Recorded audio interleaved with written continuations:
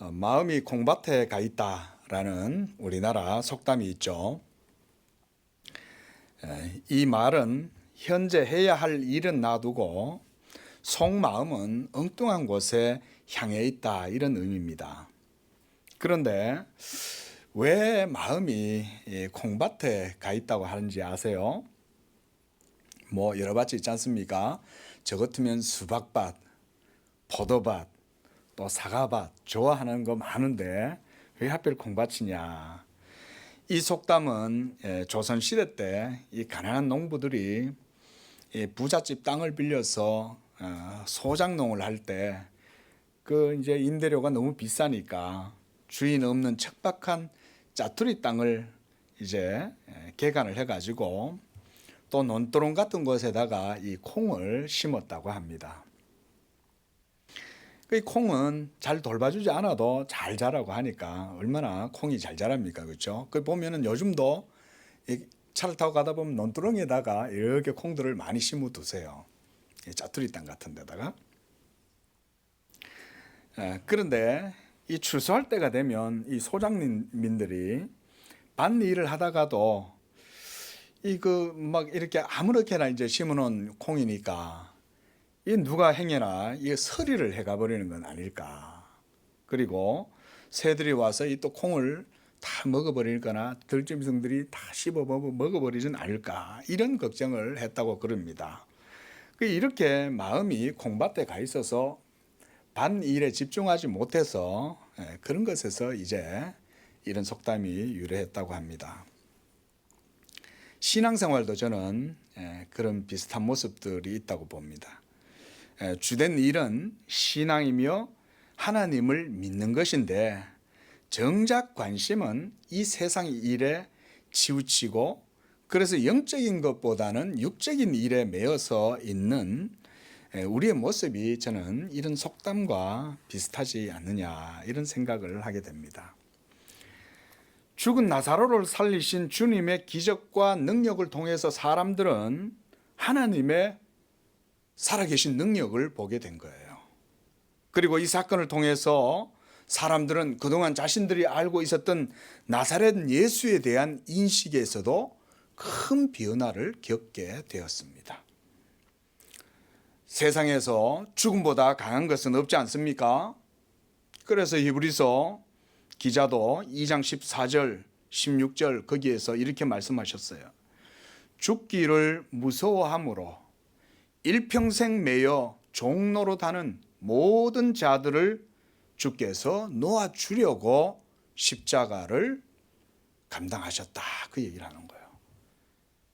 죽기를 무서워해서 일평생 죽음에 매여서 종노릇하는 게 우리 인생들 아닙니까? 이 죽음보다 이 세상에서 강한 건 없죠. 그래서 이 모든 세상에서 왕은 누구냐? 사실은 이 세상에서 왕은 사망이에요. 사망, 죽음이에요. 이것은 사람들의 관심사가 생명에 있지 않고 단지 죽음을 두려워할 뿐이라는 것을 이 히브리서 말씀도 우리에게 보여주는 거예요. 그래서 사람들은 죽음을 두려워해서 이 죽음을 피하기 위해서 온갖 수단을 다 강구하는 거예요. 여기 아프면 병원 가고, 저기 아프면 병원 가고, 어디 아프면 밤새도록 이거 내한테 무슨 큰 중병이 생긴 건 아닌가, 이것 때문에 막 스트레스가 쌓이고 마음이 편치 않아서 그것 때문에 도리어 또 다른 2차 다른 병이 생기기도 하고, 그러는 게 우리 인생들 아닙니까? 그렇지만 이렇게 온갖 더 좀 오래 살려보려고 이렇게 죽음을 피해보려고 온갖 수단들을 강구하지만 정작 우리 인생들은 죽음을 이기고 생명과 의와 구원을 주실 수 있는 하나님을 믿거나 그분을 찾는 일에는 관심을 잘 두지 않는 것 같아요. 그러니까 중요한 건 사실은 모든 키가 핵심은 하나님한테 있는데 우리는 하나님을 생각하지 않죠. 본문에 등장하는 많은 사람들은 그리스도의 기적과 능력을 직접 눈으로 보았고 체험도 하였습니다. 그래서 그들은 이 신기한 능력에 놀라고 하나님을 찬양하기도 했지만 여전히 하나님이 생명과 의가 되시며 죽음조차 이길 수 있는 능력의 하나님, 그 하나님의 영광에는 관심이 없었어요. 우리가 나사로의 사건을 통해서 볼 수 있는 것이 지금 그런 분위기예요. 와 하고 다들 놀라지만 정작 그 하나님의 능력과 하나님에 대해서는 크게 관심을 두지 않는 것. 이것은 저는 오늘날도 마찬가지라고 봐요. 많은 사람들이 신앙생활을 해도 하나님을 찾거나 진리와 의로 말미암는 생명, 구원, 그리고 복음에 나타나는 하나님의 영광과 의, 이런 것에 관심을 두기보다는 현세의 삶에 더 관심을 기울이고 있는 경우가 많습니다. 이 우리 크리스찬들도 그래서 우리의 믿음들을 돌아봐야 되는 거예요. 물론 제가 우리 성도들이 살아가는 이 현세의 삶을 중요하지 않다고 말씀드리고 있는 건 아닙니다. 신앙생활을 할 때 그 중심에 또는 포커스를 어디에다 두고 있느냐 하는 문제가 더 중요하다는 것이죠.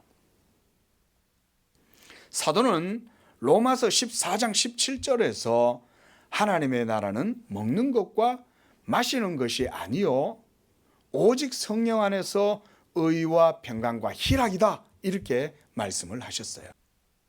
또한 우리 주님도 말씀하시기를 너희는 먼저 그의 나라와 그의 의를 구해라. 그리하면 이 모든 것을 너희에게 더하시리라. 마태복음 6장 33절에 말씀하셨죠.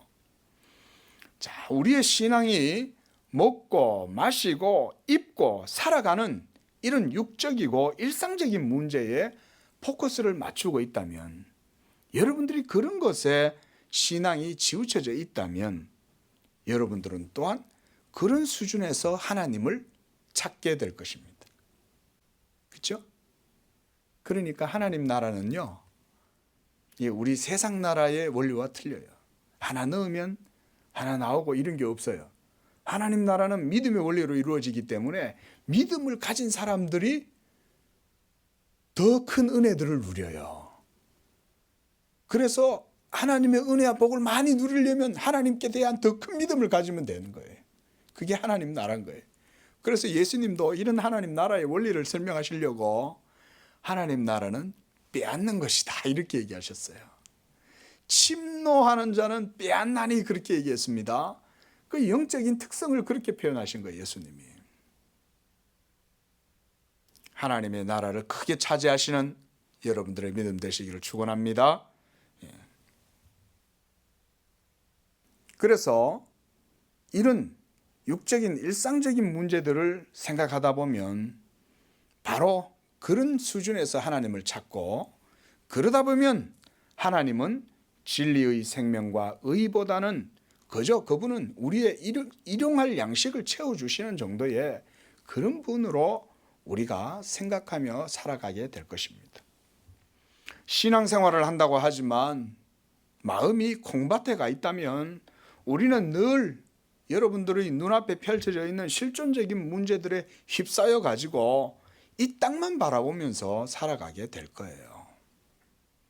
예수님께서 유대 땅과 온 갈릴리를 다니시면서 두루 복음을 전하시고 각색병과 그리고 귀신 들린 자, 또 많은 기적들을 행하셨을 때 사람들은 이 땅의 것에만 관심이 있었어요.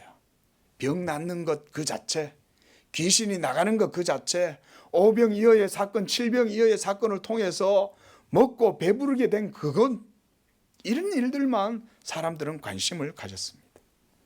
병을 낫길 원하고 귀신에서 해방되길 원하고 먹을 것과 그런 것에 대한 걱정과 염려, 그리고 당시에 로마의 식민 지배 통치를 받고 있었을 때 그것에서 벗어나고자 하는 그런 정치적인 일 등 이런 것에 관심이 집중되어 있었던 것이 바로 성경 속에 있는 상황이에요. 그러나 여러분, 하나님의 나라와 하나님의 의와 생명과 구원의 문제는 그런 일상적인 현세적이고 삶의 실존적인 문제들보다 더 깊고 본질적인 문제들입니다. 믿으시기 바랍니다. 자, 여러분 보세요. 신앙생활 할 때 중요한 게 뭐예요? 중요한 것은 하나님의 나라, 하나님의 의, 생명, 구원 이런 거 아닙니까? 그게 본질적인 거잖아요. 이런 것들은 지금 우리 눈앞에 닥쳐져 있는 먹고 마시고 살아가는 일상적인 실존적인 문제보다 사실은 더 깊은 문제죠. 이게. 그러나 우리는 우리 눈앞에 있는 문제만 너무 마음을 쓰잖아요. 영적인 문제는 여러분 죄와 관련이 깊습니다. 무엇보다 하나님과의 영적인 생명의 관계, 언약의 관계가 더 우선되어야 하고 그것이 더 가치가 있고 본질적인 문제들입니다. 이것이 지금 우리의 신앙과 삶에 있어서도 저는 참 동일한 문제가 아닌가 생각을 해봅니다. 본문에서 마르다와 마리아가 그런 연약한 상태에 있었다고 볼 수 있어요. 그들은 예수님의 측근들이었고 그리고 지근거리에서 주님과 함께한 사람들이었지만 여전히 생명과 의와 복음의 본질적인 것에는 여전히 그들이 눈을 뜨지 못하고 있었습니다. 이것이 바로 그들의 연약한 믿음이었습니다. 그리고 주님은 이러한 연약한 믿음, 죄의 세력에 사망의 두려움에 사로잡혀서 살아가고 있는 그런 영혼들을 그래서 주님이 긍휼히 여기신 거예요. 하지만 주님께서 죽은 지 나흘이나 되고 그래서 냄새가 나는 나사로를 다시 살리시는 것을 사람들이 봤을 때에 사람들은 자신들이 그동안 가지고 있었던 모든 신앙의 관심사가 얼마나 부족하고 나약한 것인지를 그제서야 깨닫게 되었어요. 충격을 받은 거죠. 이야, 이 나사렛 예수가 병을 고치고 귀신을 쫓아내고 오병이어의 기적과 물로 포도주를 만들고 이런 사건들을 행하는 능력 있는 그런 선지자 정도가 아니었구나. 그가 바로 하나님의 아들이구나 라고 하는 것에 대한 믿음을 갖게 된 게 나사로의 죽음에서 살아난 사건이에요. 그가 바로 다윗의 자손 메시아 그리스도였구나. 그리고 하나님이 우리의 삶에 무관심한 것이 아니었구나 라고 하는 것을 그들은 관심을 갖게 된 거예요. 여러분, 우리 사람들의 모든 문제의 중심에 죽음 그리고 죄의 문제가 있습니다. 그런데 우리는 대부분 그것에 대해서 별로 관심을 못 가져요. 여러분, 예수님이 이 세상에 오셔서 우리를 구원하실 때 그 핵심이 뭐였습니까? 죄의 문제를 해결하시는 거잖아요. 그리고 죄로 말미암아서 하나님의 생명에서 떠나 있던 우리들을 어떻게 회복시키신 거예요? 십자가로 모든 죄를 그것에서 다 사하시고 다 해소하셔서 하나님 앞에서 떠나 있던 우리 죄인들을 다시금 생명의 길로 인도해 주신 거 아닙니까? 이게 제일 중요한 영적인 문제잖아요. 그 여러분들 그러니까 죽음조차도 극복하고 죽음조차도 말씀 한마디로 나사로를 불러내시는 그 예수님을 보고 썩어가지고 막 몸에서 냄새가 나고 있고 물이 줄줄줄 흘렀을 거 아니에요.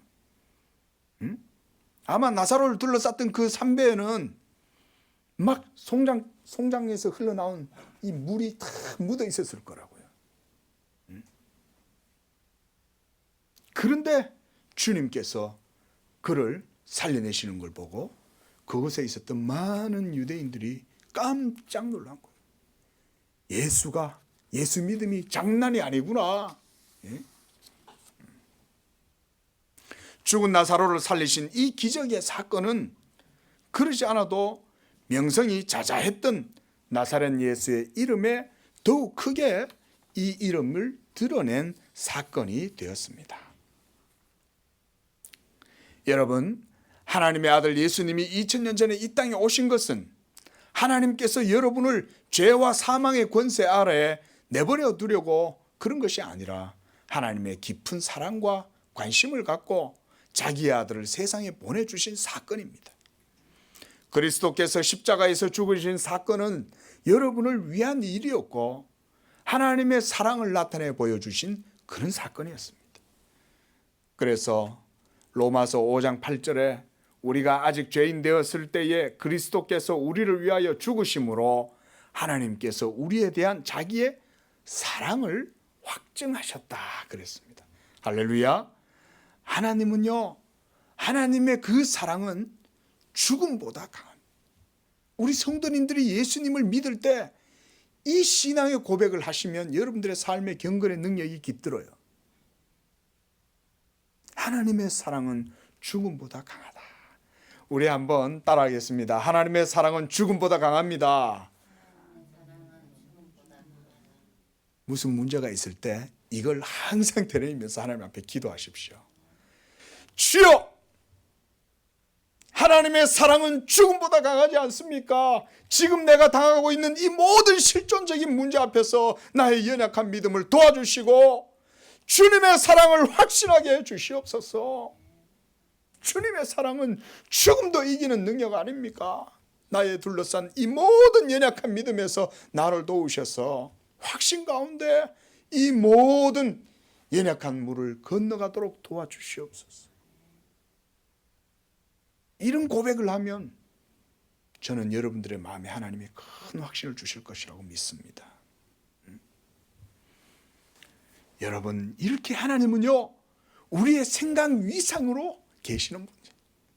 내가 요만큼 할 수 있으니 하나님도 요만큼 할 수 있다면 우리가 왜 하나님을 믿어요? 예? 어떤 사람이 그랬대잖아요. 예? 야, 예수가 부활했다고, 예수가 죽었다가 살아났다고, 죽은 자를 살렸다고, 야, 그런 걸 믿냐? 그게 말이 되냐? 말이 안 되니까 믿죠. 그랬다는 거 아닙니까? 당연한 거 아니겠어요? 말이 되는데 왜 믿어요? 근데 사람들은 말이 안 되면 하나님도 못한다고 생각하는 거예요. 이사야 55장 9절에 이는 하늘이 땅보다 높음같이 내 길은 너희 길보다 높으며 내 생각은 너희 생각보다 높다 그랬어요. 하나님이 지금 여러분들의 삶에 어려움이 있다면 그것 때문에 하나님이 나한테 관심이 없나? 절대 그런 생각하시지 마세요. 예수님의 십자가를 생각하시기 바랍니다. 거기에서 나타내 보여주신 하나님의 사랑, 하나님이 확정하신 하나님의 사랑, 그것은 죽음보다 강한 거예요. 그 사랑이 마지막 날 우리 모두를 다시 다 살리실 줄로 믿습니다. 세상이 감당하지 못하는 거예요. 이 믿음을 가지고 있습니다. 그래서 하나님은 죽음보다 강한 생명 그 자체시며 예수 그리스도가 그 사랑의 확증이요, 예수가 생명이요, 진리라고 말씀하시는 거예요. 하나님의 관심은 여러분의 영혼이 죄와 사망에서 해방되고 자유케 되는 것이요, 하나님의 생명과 의와 진리로 말미암아 여러분들을 다시 살리는 것에 있는 것입니다. 지금 주님의 관심은 온통 그 하나님의 사랑과 하나님의 선하심과 하나님의 의에 지금 집중되어 있습니다. 본문 54절을 보십시오. 주님은 유대인들이 자기를 죽이려고 백방으로 예수님을 찾고 있다는 것을 아셨어요. 그런데도 주님은 드러나게 다니지 아니하시고 그 계시던 곳에서 떠나서 빈들에서 제자들과 함께 머물러 있다. 에브라임이라고 하는 동네에 가셨다 그래요. 에브라임이라는 동네의 이름이 어떻게 생겼는지는 모르겠지만 아마 이 바벨론 포로 이후에 생겨나게 된, 다시 이제 사람들이 돌아왔으니까, 그렇죠? 다시 포로에서 해방되어 가지고 본국으로 돌아온 유대인들이 모여서 살게 된 동네를 그래서 에브라임이다 이렇게 지칭을 한 것 같아요. 그 동네에 가서 거기서 주님께서 계신 거예요. 자, 여러분, 주님께서 이렇게 빈들에서 제자들과 함께 머물러서 이렇게 유대인들을 피해 다니는 이유가 뭘까요? 그것은요, 먼저 주님 자신을 드러내거나 그래서 유대인들과 다투려고 하고 알력 다툼을 하고 자리 다툼을 하기 위해서 이렇게 하나님이 예수님께서 그런 데 관심을 두지 않았다는 것을 보여주는 거예요. 그리고 도리어 빈들에서 제자들과 함께 있었다는 얘기는 지금 주님에게 있어서는 오직 하나님의 뜻에만 관심을 가지고 있었다, 그 얘기인 거예요. 주님께서 그렇다면 그 빈들에서 무슨 생각을 하고 계셨을까요? 우리가 이런 걸 한번 묵상을 하면서요, 한번 마음에 여러분 깊이 담아서 한번 우리가 자근자근 한번 깊이 씹으면서 생각을 한번 해보면 좋아요. 주님이 그 빈들에서 제자들과 뭘 하셨을까? 바로 저는 하나님의 때를 기다리고 있었다고 생각해요. 하나님의 때. 이제 이루셔야 할 우주적이며 온 세상을 위한 하나님의 이 구속을 이루기 위한 때를 주님은 준비하고 기다리고 계셨던 거예요. 하나님의 영원하신 작정과 뜻을 이루기 위해서 주님은 자신을 감추시고 하나님의 섭리를 이루기 위해 이렇게 주님은 광야에서 빈들에서 십자가의 길을 준비하고 계셨던 것입니다. 하지만 지금 이 시간 유대인과 바리새인과 대제사장들과 그리고 이스라엘의 장로들, 지도자들 공회는 어디에 지금 관심을 두고 있습니까? 48절 말씀에서 그들은 모든 사람들이 주님을 믿게 되고 그래서 그들의 자리가 위태로워질 것에 대해서 지금 두려워하고 있는 거예요. 본문을 보십시오. 본문을 보면 그들은 이 47절에 이렇게 말합니다. 이 사람이 많은 표적을 행하니 우리가 어떻게 하겠느냐. 여러분 어때요? 오늘날 이런 표적이 막 일어나게 된다 그러면 사람들의 반응이 어떻게 될까요? 하물며 당시에 이렇게 예수께서 많은 표적을 행했는데 유대인들도 표적 행했다는 걸 다 인정하고 있는 거예요. 그거를 다 인정하고 있으면서도 그들은 예수님을 배척하고 예수님을 제거하는 데 지금 혈안이 되어져 있다는 것이죠. 그래서 48절 말씀에 그를 이대로 두면 모든 사람이 그를 믿을 것이고 그리고 로마인들이 와서 우리 땅과 민족을 빼앗아 가게 될 것이 아니냐라고 이렇게 걱정을 하고 있는 거예요. 바로 자신들의 기득권과 그리고 자기들의 지위와 명성과 자기들의 종교, 세속적이고 육적 욕망으로 온통 가득 차 있었던 그들이지만 그들은 지금 이 정교한 위선의 탈을 쓰고 자신들은 지금 공공의 유익을 위해서 예수를 제거하려고 한다는 명분을 지금 치밀하게 만들어가고 있는 거예요. 이걸 우리가 이 본문에서는 주의해서 봐야 됩니다. 왜? 이 과정을 통해서 예수님의 십자가 사건이 이것을 통해서 이루어지기 때문에. 그래서 그들은 이 허울 좋은 변명과 함께 위선적인 계책을 세워 나가는 것입니다. 참 여러분 이게 예나 지금이나요 동서고금을 막론하고 이 종교가 그래서 모든 사람의 삶에 있어서 매우 본질적이고 필수적인 것임에도 불구하고 또 이 종교만큼 위험한 게 없어요. 사람들을 혹세무민하는 것도 이 종교가 다 그렇게 하잖아요. 명분은 좋죠. 정의를 위한다 이러면서 사람들을 선동해 가지고 막 하지 않습니까? 이게 참 종교라는 게 어떻게 보면 양날의 검인 거예요. 그 진리 위에 서 있지 않는 종교만큼 위험한 게 없어요. 그래서 위선은 항상 이렇게 의를 위한다는 명분으로 이루어집니다. 온통 더러운 욕심으로 가장 의로운 것이냐 이것을 포장할 때 사람들은 그런 것에 마음과 시선을 빼앗기고 기만을 당해요. 이게 참 그래서 문제인 거예요. 여러분 하나님을 위한다는 명분으로 육적인 욕망을 위선의 가면으로 사람들은요 얼마든지 포장할 수가 있습니다. 당시 유대의 지도자들은 바로 그런 상태에 있었던 거예요. 그 정도로 유대교가 당시에 영적으로 완전히 폐해가 된 거예요. 폐허가 된 거예요. 폐허가. 하나님의 의와 생명은 조금도 찾아볼 수 없고 온갖 종교적인 탈을 쓰고 위선과 가식을 행하면서 성소에 찾아오고 제사 지내는 모든 신도들의 헌금이나 뜯어내고 이런 거에 관심이 있었다는 것이죠. 그래서 여러분, 우리가 이 세상에서 살아가실 때도 우리 성도님들은 누가 앞서서 정의를 외치잖아요. 아무렇게나 따라가시면 안 됩니다. 여러분, 종교 지도자뿐만 아니라 정치 지도자들도 위선의 탈은 동일하게 쓸 수 있어요. 그렇잖아요. 앞에서 사람들의 호응을 얻어야 되니까. 그러니까 뭘 내세우겠어요? 명분을 내세울 거 아니에요. 지금 이 유대인들이 지금 명분 찾기에 급급하고 있는 이유는 뭐냐? 놀랍게도 예수님을 죽이기 위해서 지금 명분을 찾고 있는 거예요. 이 사람 이렇게 가만두면 안 되겠다.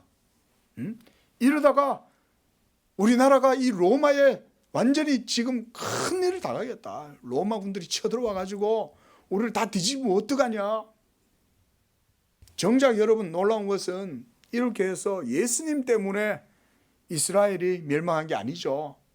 로마 장군 디투스가 AD 70년에 공격해 와가지고 예루살렘 성전을 완전히 다 해파시켜버린 거예요. 그 지금 남은 게 서쪽 벽만 남았잖아요. 통곡의 벽만 남았잖아요. 예? 하나님이 없애버리신 거죠. 예수님 때문에 없어졌습니까? 아니죠. 유대인들이 그 이후에도 유대 전쟁사를 보면 유대인들이 얼마나 격렬하게 로마에 대항을 하는지 모릅니다. 아니, 왜 로마에 대항을 해요?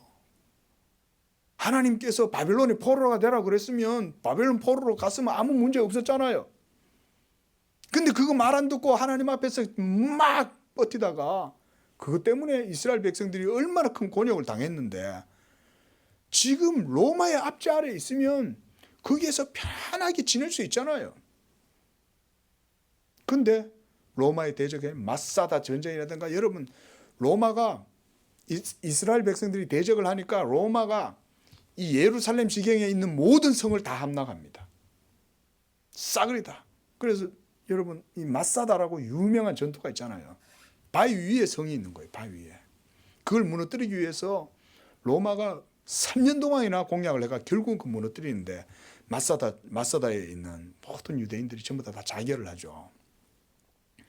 그럴 필요가 없잖아요.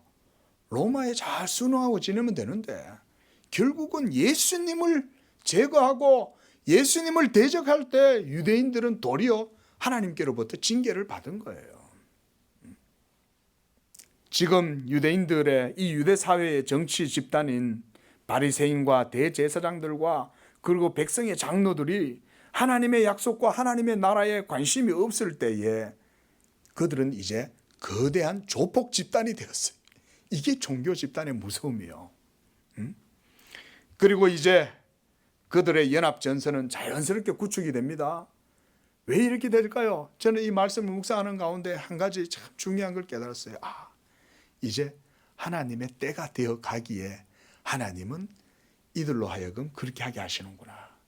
예수님은 빈 들에서 한 마리 어린 양이 되어서 하나님의 때가 준비될 때를 기다리고 계시고,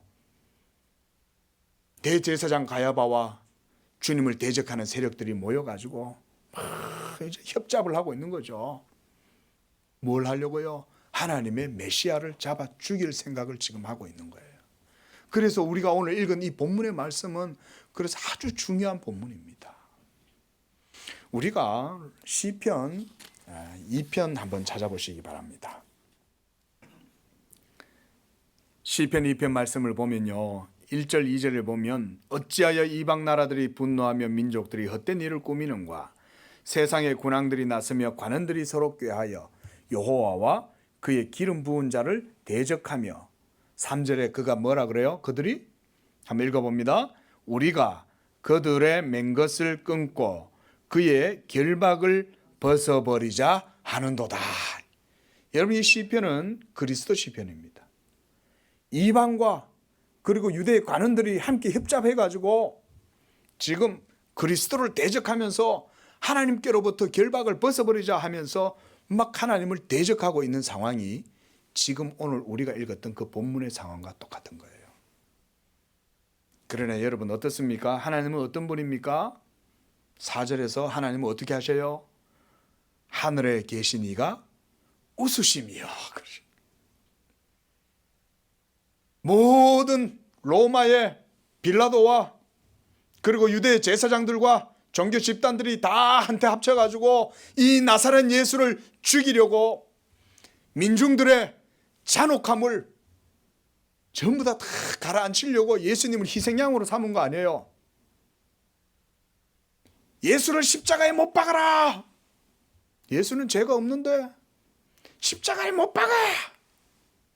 그러면 내가 누구를 놓아주냐? 바라바를 놓아주냐? 예수를 놓아주냐? 바라바를 놔줘. 이것이 여러분 바로 세상입니다. 예수 그리스도를 통해서 하나님께서 그의 인격과 그의 사역을 통해서 뭘 나타내 보여주시냐? 세상의 어두움과 이 잔혹성을 드러내 보여주시는 거예요. 예수 앞에서는 드러나지 않을 게 없어요. 놀랍게 하나님은 예수의 인격을 사용하세요. 이전에는 착한 줄만 알았는데 예수님만 만나면 악해지는 거예요. 이전에는 교양도 있고 매너도 있고 호의적이고 아주 사람이 저런 사람 없는 것 같아. 그런데 예수 복음만 들으면은 그 사람 속에 있는 죄가 일어나 가지고 에이 예수 믿는 것들, 에이 예수 믿는 것들. 그게 바로 세상입니다. 또한 그게 바로 사망의 권세 아래 살아가는 이 세상 사람들의 악한 본성인 거예요. 지금 예수님의 십자가의 길을 걸어가는 그 상황에서 하나님께서 지금 사람들의 마음속에 있는 악함을 이렇게 드러내고 계시는 거예요. 그렇지 않으면 예수님이 십자가에 못 박히실 수가 없잖아요. 아니 아무도 예수님을 십자가에 못 박지 않는데 예수님이 스스로 가서 십자가에 못 박히실 일은 없어요. 모든 일에는 다 인과율이 있잖아요. 예수가 십자가에 못 박히시게 된 이유는 사람들이 악해서 예수님을 십자가에 못 박는 거죠. 그런데 중요한 건 뭡니까?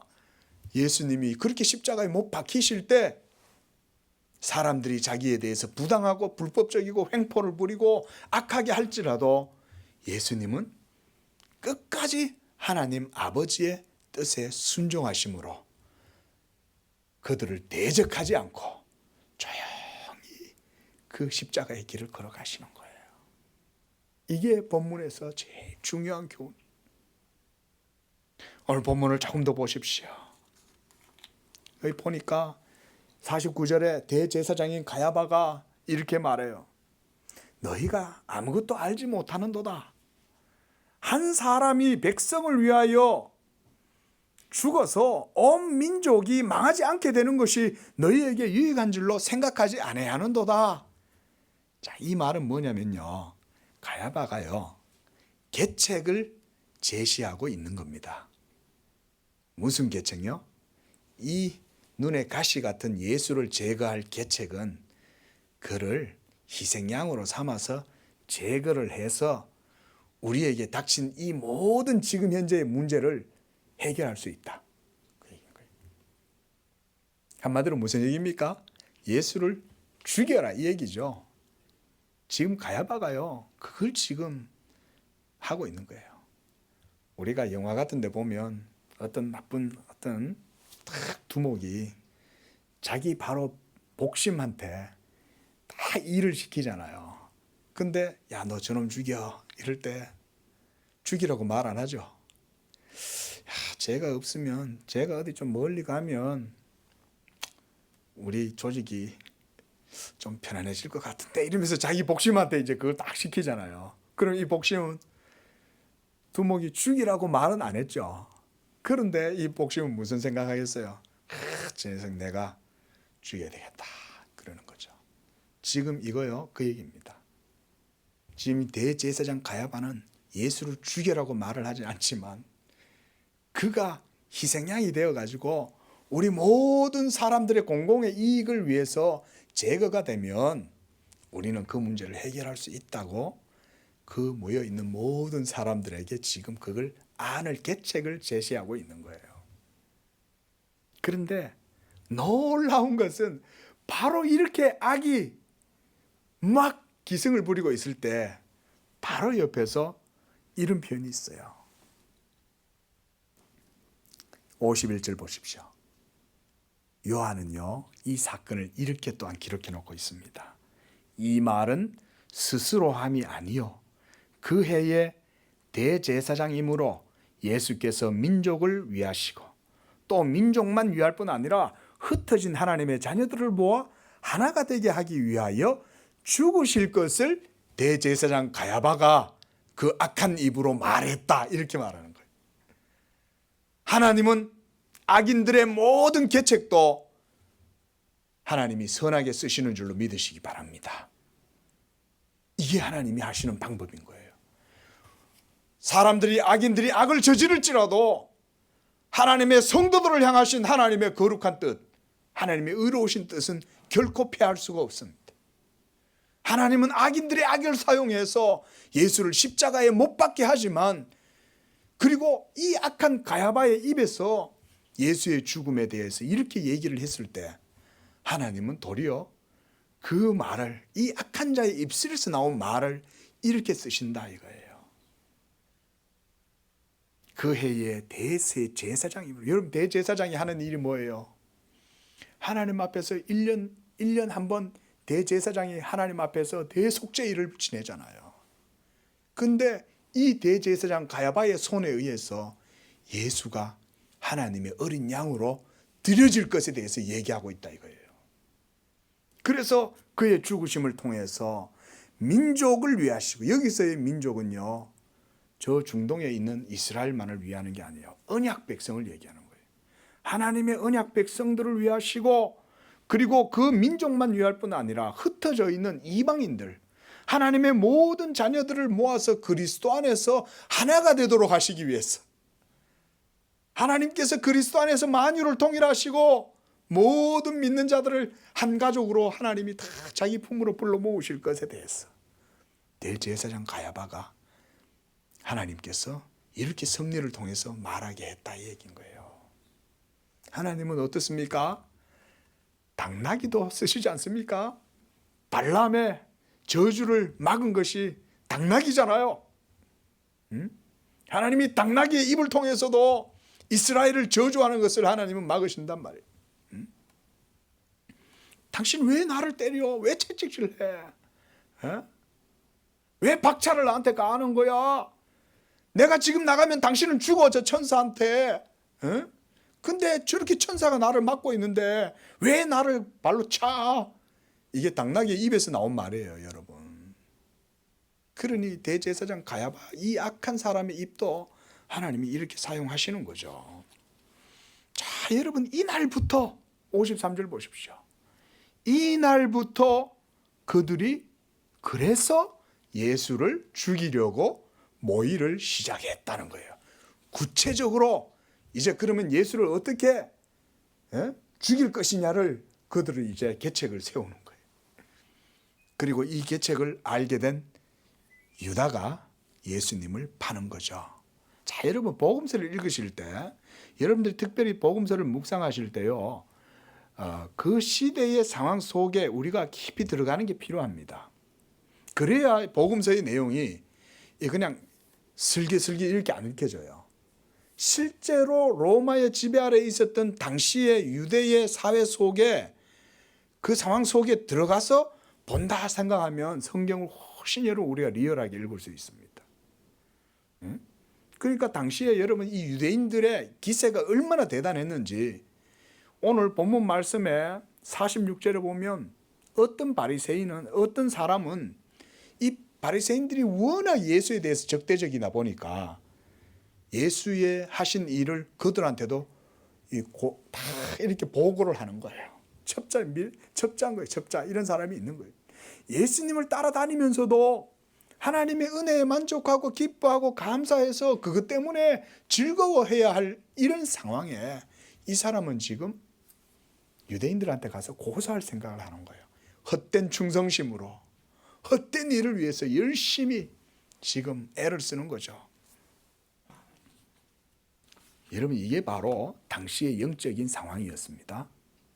사망이 지배하고 있고 유대인들의 종교적인 행포가 온 유대 사회를 전부 다 점거하고 있고 이런 상황이었어요. 그러니 예수님이 그때 맞춰서 오신 거예요, 이 세상에. 그리고 그 유대인들로 인해서 예수님이 미움을 당해서 십자가에 못 박히시는 이것을 하나님이 작정하신 것이죠. 자, 이렇게 여러분 유월절이 가까울 때 많은 사람들이 자기를 성결하게 하려고 모두 다 예루살렘으로 올라왔습니다. 예수님의 이름은 이제 온 유대 사회에 소문이 자자했어요. 예수님의 기적을 겪지 않는 사람이 없을 정도예요. 왜냐하면 수많은 사람들이 예수님의 능력을 다 보았고 마지막에는 이 나사로의 죽음도 살리시는 것을 바로 예루살렘 옆에 동네에서 다 보았잖아요. 그러니까 막 동네 3시간에 온 동네 지금 소문이 다 난 거예요.